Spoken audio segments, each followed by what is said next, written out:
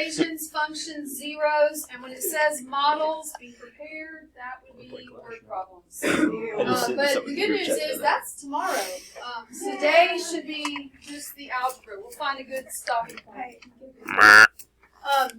You should be familiar with these concepts. Open your notes to the first, to this slide.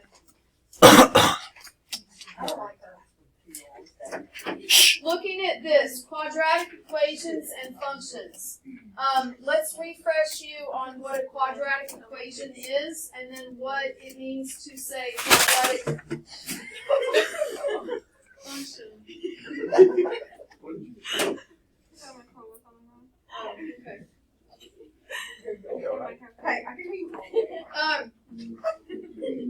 Kill it.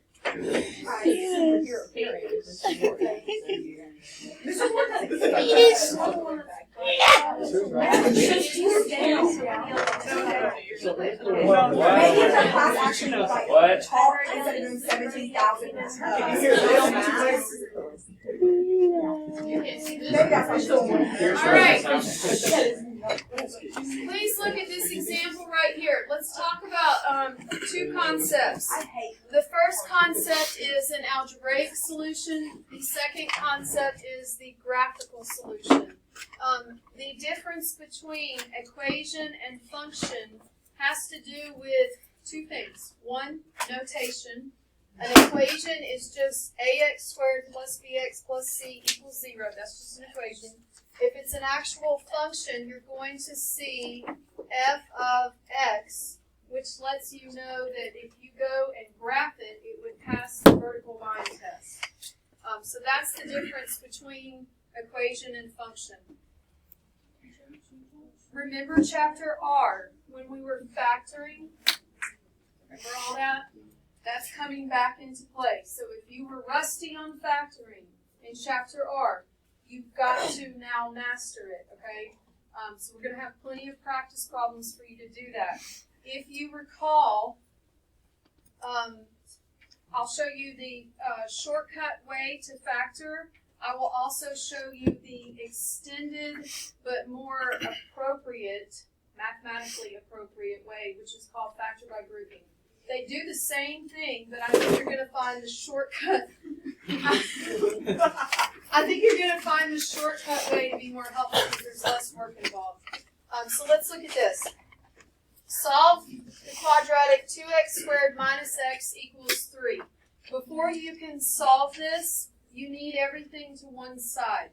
So we're going to subtract the 3 over. We're going to subtract that 3 over. And now I have 2x squared minus x minus 3 equals 0. There are multiple ways to solve a quadratic. In fact, if you want to slide back to the title cover, I will give them to you right here. That is factoring, square roots,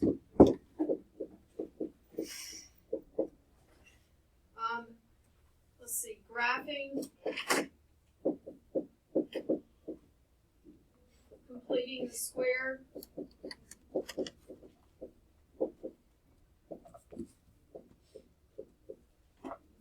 and then the quadratic formula.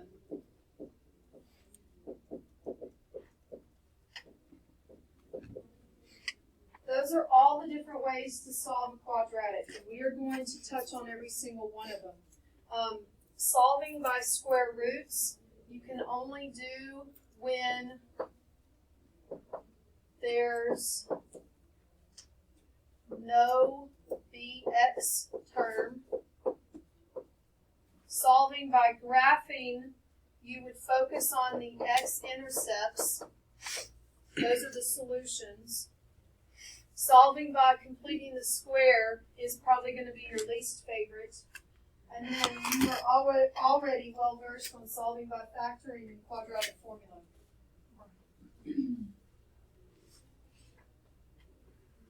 Move your head for a second.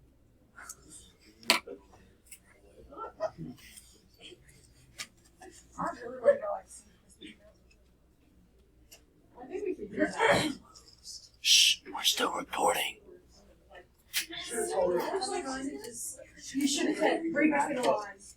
No, read your math. Sorry, I teach. She should have just done this. Sorry. I've heard things. Turn your mind to This. That's what she should have done. Turn your head down. But if she wants to razzle, I'll razzle. What if she wrote? Oh, this that'd be great. Alright, here we go. Sweaty, you know. Okay. Do it in British accent Oi, mates, can we shut up and pay attention? That's what I was going for. now. Okay, well, last one we were yelling. We were yelling. We were yelling, P-E-N. Alright. That's crazy. He's like, Mom, please come pick me up. 2x squared minus x minus 3. We are going to solve this by factoring. We're going to check and see if it factors. This should look familiar. Multiply a times c. You get negative 6. Don't worry about the x squared. Write b in the middle. Remember this? Come up. Now it's a guessing game. What numbers multiply to give me negative 6, but add to give me negative 1? Okay, 2 and negative 3. Confirm that that works. And then those are the two numbers we're going to run with. I'm going to show you both techniques, okay? I'm going to show you the short way first. Then I'm going to show you the proper way, which is called factoring by grouping. And you just pick which one you want to do. The short way, I'm going to put it over here because it's improper, is to write parentheses a, what was that? Parentheses ax, and then, that's not an x. That's a hashtag. I'm sorry, I'm just, Let's take a look. I'm ready to fight. Alright, ax, and then a number, and then parentheses ax, and then the number, okay? And now, what is ax? That would be the beginning. So 2x, so watch this, 2x, the number is the one you came up with right here, plus 2. 2x, the number, minus 3. Now, you remember from chapter R, when we did this technique, one of them will always go further, like go another step, and one of them should be done. This one's done, 2x minus 3. Can't do anything else with that. 2x plus 1, you just reduce it out in your head. It doesn't actually go anywhere because we're not doing GCF or anything per se. This becomes x plus 1, and now it's done. Remember that? So, what is this factor to? X plus 1 and 2x minus 3. Now, let me show you the factor by grouping method, and then I think you're going to appreciate the shortcut method. I don't really have a name for this. I'm just going to call it the shortcut factoring method. We'll call it the AX method. How's that? Okay, so factoring by grouping.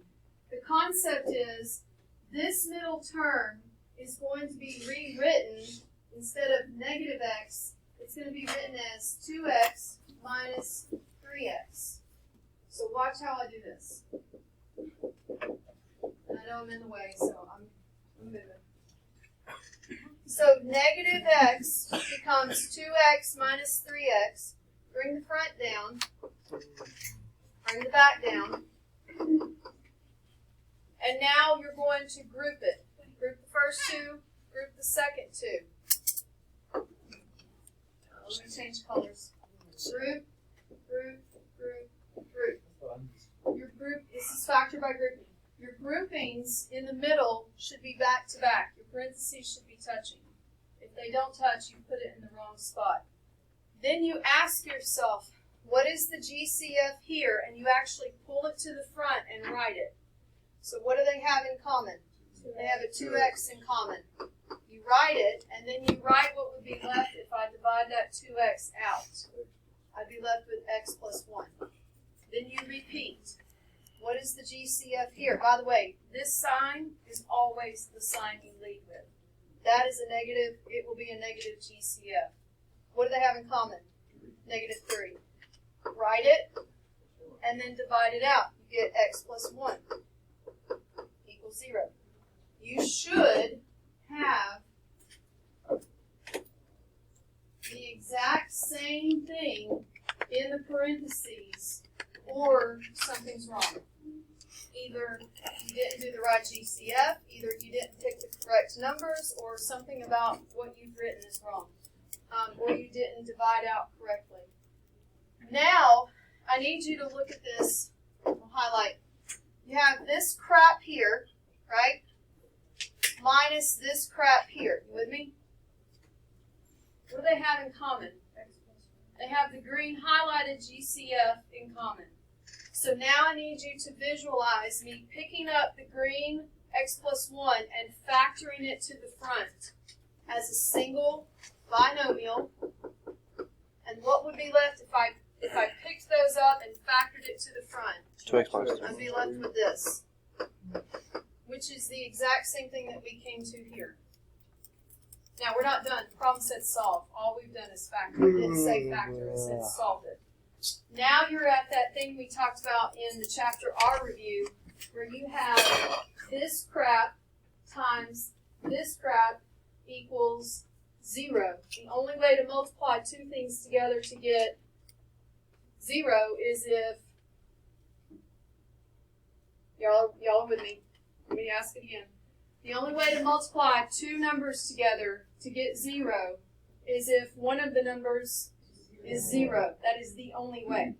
So one of these expressions is 0. We don't know which one it is, so you just set them both equal to 0 and solve. And I've run out of room. And those are called baby equations, by the way. Really? Yeah, that's what Miss Ginger called them. What are you talking about? It's so strange. She thought you were too. It's a beautiful thing, though, when I go to bed at night. I don't care. No, I'm kidding. I was describing. Y'all trying to stir the pot around here, aren't you? Oh. Alright, what drama can we create? Oh, I love creating drama. You know who else loves creating drama? I was just trying to see that. Now we're going to solve. I would subtract 1, and then I would add 3, I ran out of room, and divide by 2.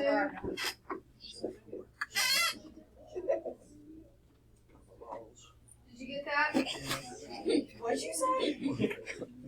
Now, let me show you something. I'm going to change colors. Notice that from here to here is all I would have to write to get to the solution if I went this route. Let me say that again. These two lines right here would not be necessary if you take the shortcut route. Okay? Can you hear him? I'm not doing it. I'm not doing it. Please do it. I can't control, like, I'm mad right now. Can you please shut up? Hey, I'm here. Can I jump out the window and go knock on theirs? Conflict, but when you give me the occasion, I'll rise to it. I'm trying not to. And I will win, I promise. Pierce, I have a joke for you.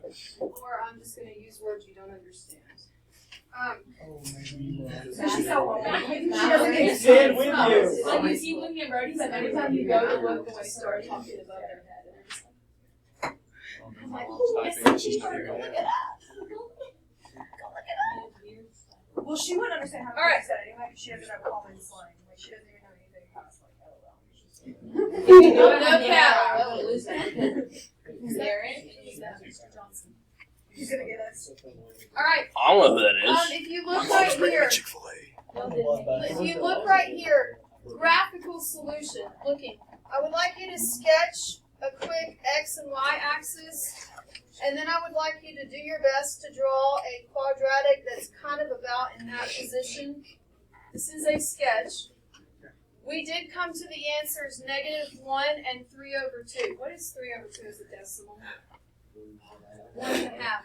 So I would like you to, as best as you can, show tick marks. This is -1, and then we'll say this is 1, and we'll say this is 2. All right, and then I want you to put points right there on the x-axis. In terms of the graphical solution to this quadratic, it would look like that. It would be where the graph is crossing the x-axis. We just solved it. So we can see, we already know it's going to cross at -1 and 1.5.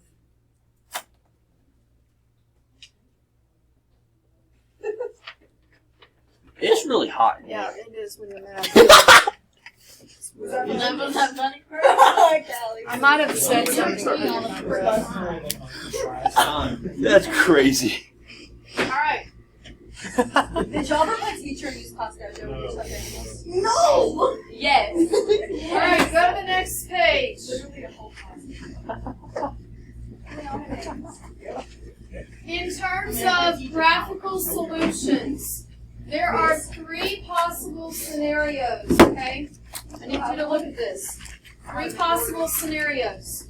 You could have the graph crossing the x-axis in 2 places, which equates to 2 real solutions. I don't have a lot of room, so I'm abbreviating solutions with SOL. You could have the graph sitting on the x-axis. If it's sitting on it, that means it only has 1 real solution. Or like we did in yesterday's lesson, you could have the graph either up above the x-axis opening up or below the x-axis opening down, which means it's never touching the x-axis, which means you're crossing into that imaginary solutions. Can y'all not? Would it be? What? Well, the imaginary. It would mean, if we say that there's 2 imaginary, it means there is no real solutions. Right, right. Would it have like? You'll see it. We're gonna work one. Yeah.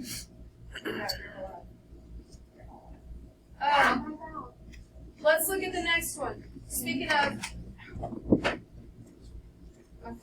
my whole foot is going like this right now because my muscles are inside.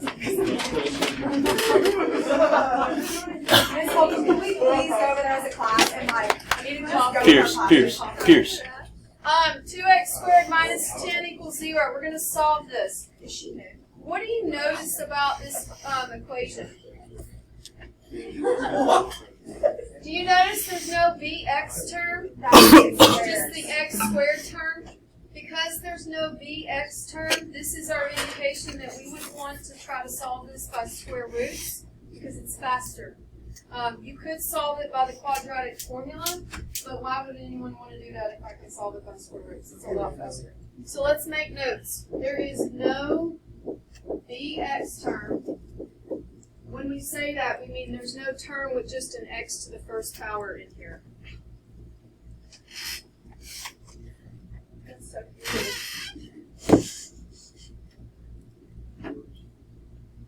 I have like residual effects when I get mad. I go into panic attacks or anxiety attacks. Really upset. Miss Holcombe's gonna go in her document after this and type like an email that she'll never send to us. Oh God. She has a whole list after this. Oh yeah. Each math teacher. We are going to use square roots instead of quadratic formula. If you need a refresher on solving by square roots, please remember to isolate the squared term. And I'm going to put in parentheses an S because sometimes the squared term is actually a binomial. And I'll show you one of those. In this case, it's not, but. So we have 2x squared minus 10 equals 0. So what's being squared? It's this term right here, right? So we need it by itself, so I would move 10 to the right. Then I would do, now you can't square root yet because you got a coefficient there. So what should I move now? Divide both sides by 2. And then now I'm ready to square root. Please, please, please, please remember, when you take the square root in a solving problem, it could come from two possible answers. So after you take the square root, the next line needs positive, negative every time. Now, the square root of 5 does not break down, and we don't want decimals. We want clean radicals. They're more accurate. Please remember this part right here, though. It's very important. If you leave off the plus or minus, you are going to get it wrong. Now, let me address the what if, and then I'll call it a day. What if it looks like this to begin with?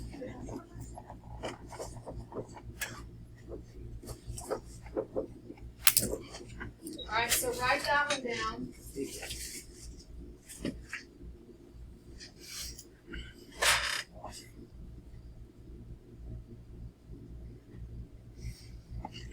You'd still divide by 2, We and need then to move the 2 to the other side by division. It's definitely in the front. What is being squared? It's this binomial that's being squared. So I would divide by 2. Now you have what's being squared by itself. You're ready to square root both sides. You'll see that when you have problems like this, there's actually more work involved. Even though the numbers are pretty, there's more work. When the numbers are ugly, there's less work involved. So you actually, it's kind of backwards from what you normally do. You usually want pretty numbers, but in this case, they've made more work. What is the square root of 16? Plus or minus. Thank you. You got to remember plus or minus 4, or you've lost an entire half a point. Now, you have two totally different equations here. You can either add the 3 to the right and then clean those up. I personally like to go ahead and say, okay, I need to separate this before I mess my mind up. I've got x minus 3 equals a positive 4, and I have x minus 3 equals a negative 4, and you solve those individually. So I have 7 and negative 1.